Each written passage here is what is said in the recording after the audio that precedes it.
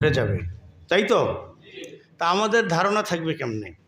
আল্লাহ পাক রাব্বুল আলামিন নিজেই তো বলেছেন, মা জনান্তুম আইয়াখরুজু, তোমরা কখনো ধারণাই করতে পারো নাই যে এত বড় জাদরেল স্বৈরাচার এইভাবে দেশ ছেড়ে বেরিয়ে পলিয়ে যাবে।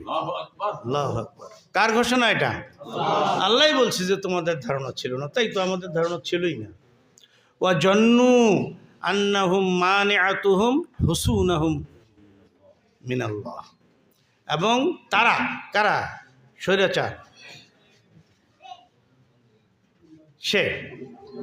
তারা ধারণা করছিল যে তাদের যে সমস্ত দুর্গ, এই দুর্গগুলো তাদেরকে রক্ষা করবে, কিন্তু আসলে রক্ষা করতে পারেনি। এই দুর্গগুলো কি ছিল আল্লাহ বলছেন। তাদের দুর্গ ছিল ছাত্রলীগের দুর্গ, যুবলীগের দুর্গ, র্যাবের দুর্গ, পুলিশের দুর্গ, প্রশাসনের দুর্গ, রয়ের দুর্গ, আর্মির দুর্গ তো ছিলই, সবশেষে রয়ের যে দুর্গ, কোনো দুর্গই তাদেরকে রক্ষা করতে পেরেছে? পারেনি।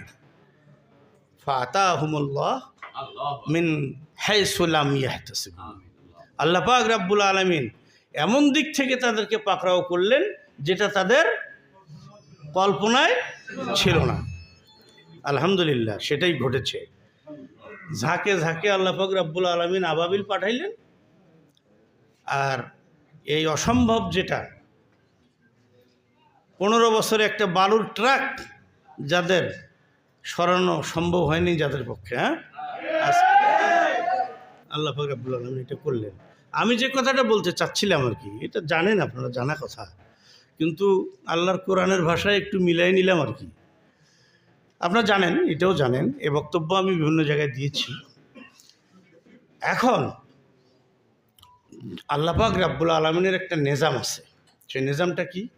সেটা হলো যুগে যুগে আল্লাহ পাক রাব্বুল আলামিন যখন কোনো ভূখণ্ডে তার নিজ অনুগ্রহে কোনো স্বৈরাচারকে অপসারিত করেন, নিজ অনুগ্রহে, বান্দার কোনো এখানে নেই কোনো কিছু, আমাদেরও কোনো কিছু করার নাই।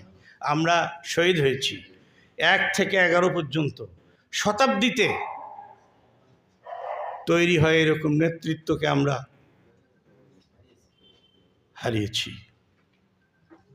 আমি হারিয়েছি কথাটা বলি না, আমি বলি যে বাংলাদেশ জামাত ইসলামী তার বেস্ট প্রোডাক্ট বাংলাদেশের জমিনে ইসলামী আন্দোলনের জন্য ইনভেস্ট করেছে, আলহামদুলিল্লাহ। যেটা